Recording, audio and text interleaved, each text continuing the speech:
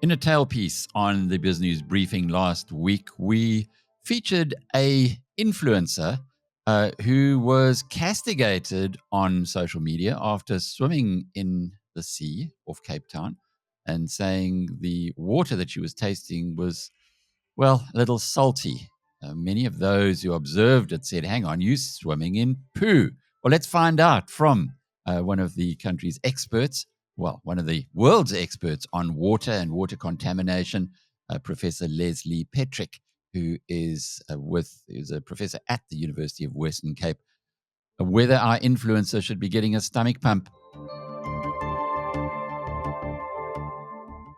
Leslie, so good to have you on the show. Water is such a huge subject. In fact, yesterday I was with some of the executives at the Overstrand municipality, and the engineer who's busy with a project there tells me, well, his expertise is actually in water, and he's all about focusing on water. So clearly it's something that is now coming increasingly into the consciousness. But to see the feedback after an influencer posts on social media that she's been swimming in the sea and, well, people thought that she was swimming in poo, I suppose tells you that it's gone beyond just a conversation of how clean is our water to something a lot deeper. Can we just start there, though? How bad is the marine sewage off Cape Town? Morning, Alec. Very nice to be on your program. Look, the thing is that we have a serious problem of sewage right throughout the country. And many municipalities are battling with the same issue because of poor maintenance. But, in Cape Town, we've got the unique situation where we are actually pumping the sewage, and let me emphasize raw sewage, from Salt River all the way to Hout Bay into our marine environment through 3 marine outfalls. And that basically is emitted about between 900 meters and 1.2 kilometers offshore. But the problem is that although it's designed to diffuse and dilute in the ocean, the weather doesn't always play along. And very often, the wind or the tides or just the currents move the plume of sewage right onto the shore. And any visitor to Cape Town or any Cape Townian can stand on top of Table Mountain and actually see the plume coming to Sea Point. It's very visible. You can also see the plume coming to Camps Bay and in Hout Bay if you're at any elevation from time to time. In fact, those plumes are actually visible from the satellite imagery, and Jean Cresfon, the wildlife photographer, has often photographed those plumes. So yes, the sewage is a large volume that's daily discharged, and that's 24/7, 365 days of the year, ad infinitum. So every time you flush the toilet or use the sink or use your bathroom, that water, all the way from Salt River to Hout Bay, is going directly out to the ocean. Doesn't sound terribly healthy. Well, other parts of the country don't have, certainly internal parts of the country don't have that or the ability to pump it into the sea. Clearly, they make a different plan. Why has Cape Town never done that? Well, it's a legacy decision here because it's always been, especially like in the Sea Point case, that marine outfall was planned in the late 1800s. And there's been a protest about it for more than 100 years. But, it's expedient to pump it out to sea because it's always a short-term thinking, because municipal officers have got a short tenure and they don't want to take decisions that are going to require their budgets and so on to be affected. And so this kind of short-termism is actually affecting our decision-making. And, in the list of priorities of the city of Cape Town, the marine outfalls are last on the list of priorities. They have said categorically that they will start with the biggest problems first in terms of the sewage, and they'll work their way down.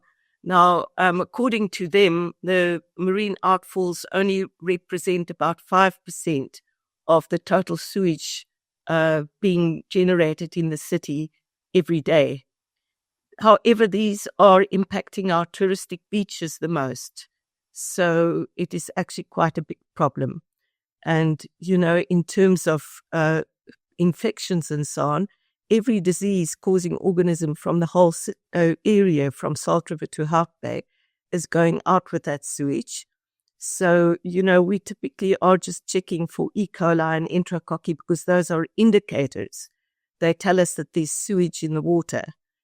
But the disease organisms are not actually being measured.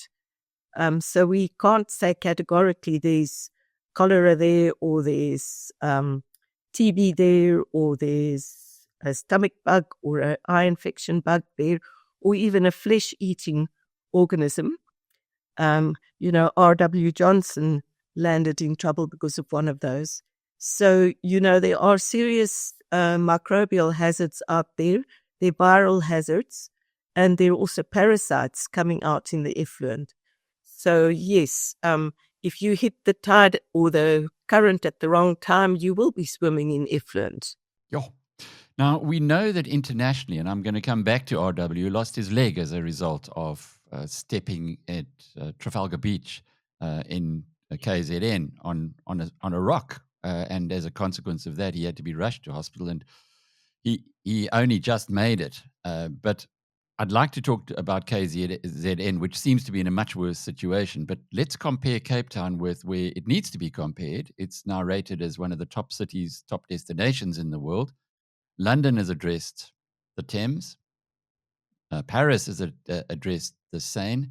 It would suggest that if Cape Town's is going to continue to bring in these tourists from everywhere, it better do something about this, because if they knew that they might be swimming in poo, well, they might not be coming that often. Yeah. Well, a lot of people come to Cape Town for a wonderful beach holiday, and they expect to find pristine environments. And the city's marketing image is trying to promote this pristine environment. And yet there's this dirty secret that's underlying the marketing that is not communicated by the city adequately. We've had a very long battle with the city in terms of putting warning signs on the beaches when these plumes of sewage hit the beaches.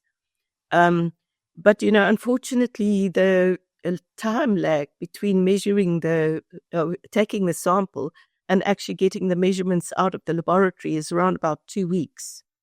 So you actually are always 2 weeks too late to warn the public about the problem. We've tried to get some other warning system in place, but so far we haven't managed to get anything that is real time. We were trying to do a modeling of the currents at one point, but unfortunately the colleagues who were involved in that part of the study, I personally think were leaned on by the city. That's just an allegation. It's not a proven fact. But, when we did this study originally, we were working with Norwegian colleagues, and they've been modeling the sewage plumes out in Norway and seeing how far those sewage plumes move if you actually let them run for as long as the sewage runs, which is every day, all day long, 365 days of the year. Whereas the city in Cape Town uses instantaneous plume modeling. And that is actually one of the arguments we've had with them. They basically take an instant in time, as if there's one little puff of plume of sewage, and then they model what happens to that little puff of sewage. And of course, it seems to disappear, So that is actually quite a big issue. The other thing is, of course, that we've got very outdated SANS 241 guidelines, and that relates to our sewage. The city is only mandated to test for certain compounds, so they don't test for the full suite of bacteria and viruses and parasites. they also don't test for the full suite of chemicals that we're releasing. And that's where my work comes in as a chemist. I have been focusing on the usage of chemicals in our city and where those chemicals end up. And, you just need to think for a minute of all the gardening centers that sell pesticides, all the pharmacies selling medication, all the ShopRites, etc., selling various pesticides and soaps and detergents and shampoos, etc. And think of that on a daily basis, our consumption of that on a daily basis. And none of our wastewater treatment plants are designed to take these compounds out, because the wastewater treatment plants are working on technology that was developed about 50 or 60 years ago, when these compounds didn't even exist. And my job is being to trace these compounds from the inlet of the wastewater treatment plant to the outlet of the wastewater treatment plant, and then where it ends up. And same thing with the marine outfalls, to use the city's data of what gets pumped into the sea and then go look for those compounds out at sea. And we've What's actually it like? found... Sorry, I'm listening. Mm-hmm. We've actually found these persistent contaminants in almost every marine organism that we've tested, from sea urchins, from starfish, from mussels, seaweeds, top shells. We've looked at fish, and lately we've been looking at penguins, and we're finding these compounds in everything, and not just one compound. We're finding a plethora of these compounds. And, let's just talk pharmaceuticals. We use those medications. They're designed for our bodies and our metabolism. But, when we use those compounds, we don't metabolize them completely. And some of these compounds go through into our poop, and from thence it goes straight into the sea if you live between Salt River and Hout Bay. Otherwise, it goes through the treatment plants. But when I say through, I mean through. It passes through the treatment plant because the treatment plant can't take them out. So we're seeing the same degree of chemical pollution out in False Bay as what we're seeing around the areas where the marine outfalls are. I was going to ask you, what's it like for the marine animals, for the fish, for those who inhabit the sea where the poo comes out? Do they leave the area? Do they also find the smell a little dreadful for them, or how do they react to it? Well, certainly the ecological disturbances must be very great. But, since this practice has been going on for more than 100 years, it's very difficult to find a baseline situation in the whole of the peninsula where the marine life is unaffected. So it's difficult to use an ecological study as a comparison where you have a control site that is clean. And I might mention that we thought of using Hermanus as a control site, but you need to go and look at Hermanus's wastewater treatment plants because it's also not a great situation, just as an aside. But, when we actually look at the marine environment, we are seeing that many sites are now denuded of certain organisms.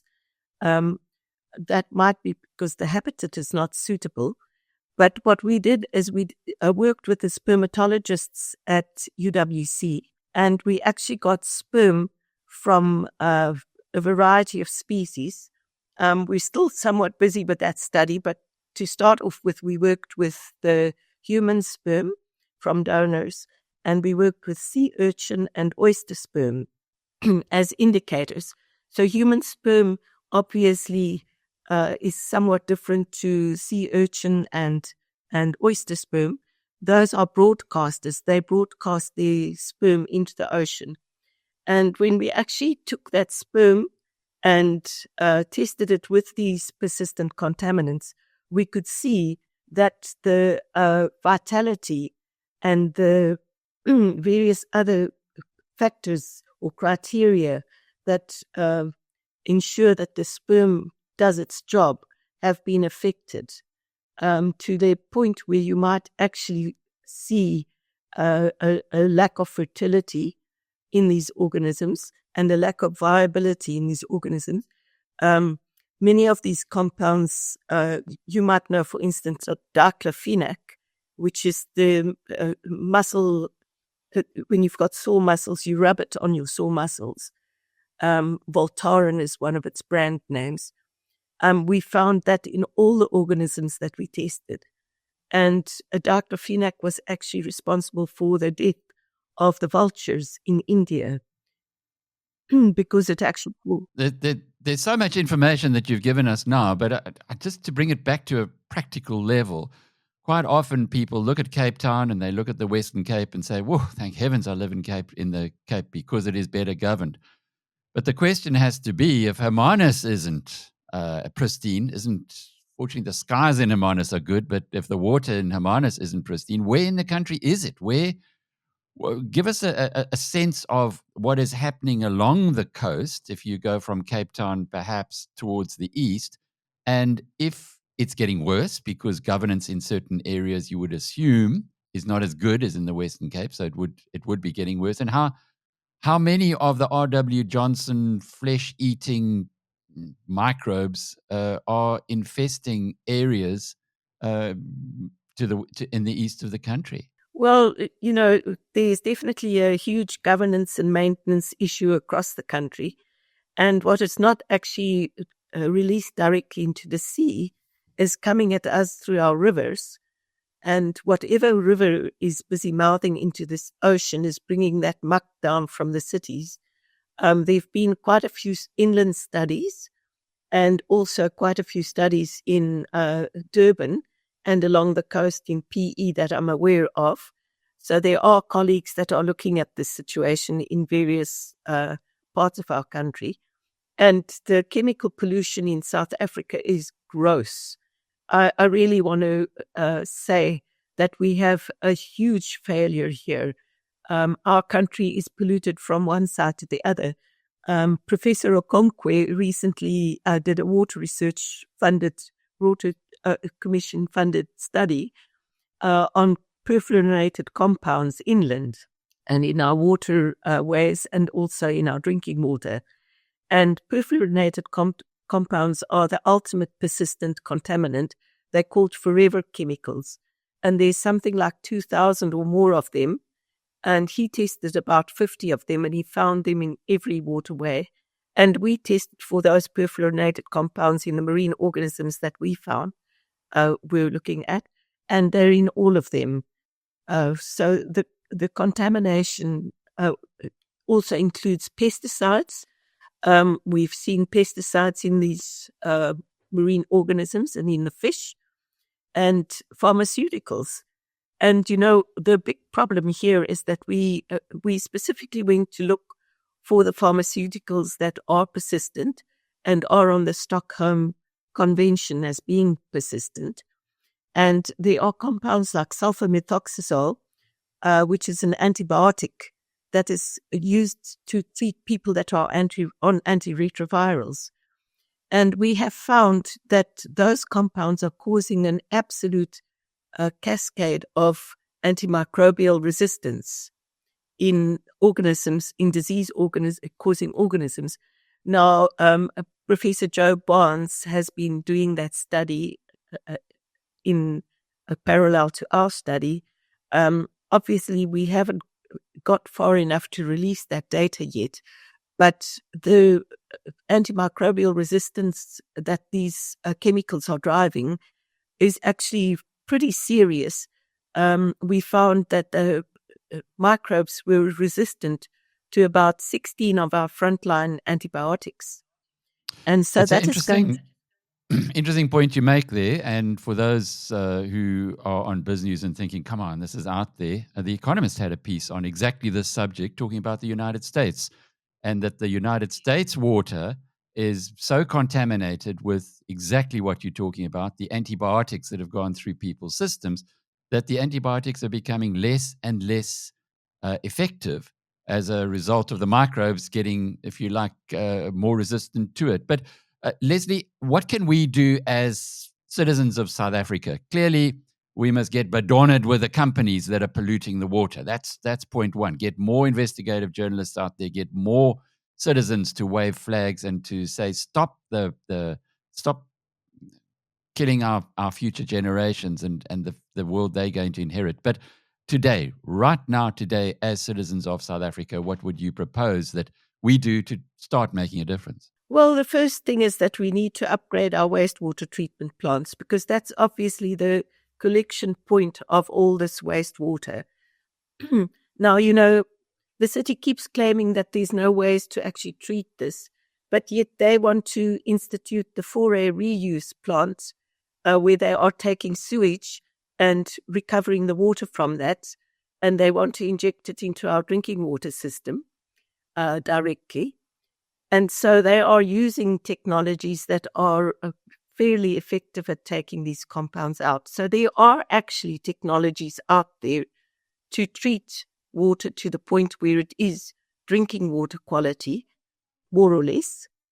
A lot of my research actually goes around the removal of these compounds, and we have been developing various treatment options that actually pull these compounds apart and degrade them completely as cheaply as possible. But cost is really the big issue. Most people don't, or most cities don't want to spend money on treating the effluent to drinking water quality. One of my students has done a study where he has looked at how our current treatment system removes these compounds. And to some extent, the normal treatment system does take these compounds out of the water. But then they are in the sludges, because you remember it's just a transfer from one media to the other. So it goes from the liquid into the solid. And he got about 30 to 60% removal of different compounds into those sludges.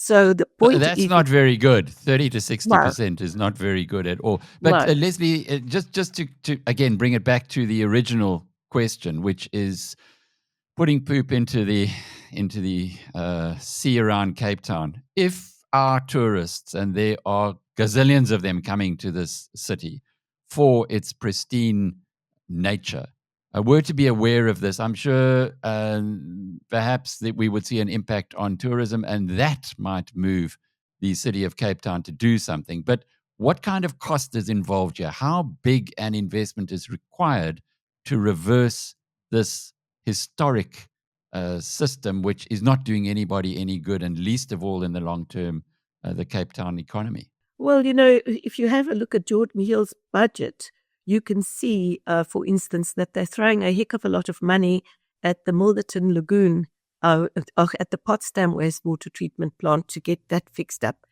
And that process has been ongoing for about 5 or 6 years. So there's no quick fix here.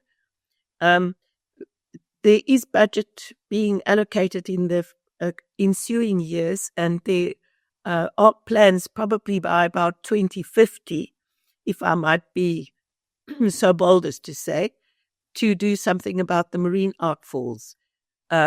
So, that requires a lot of political will and a lot of long-termism.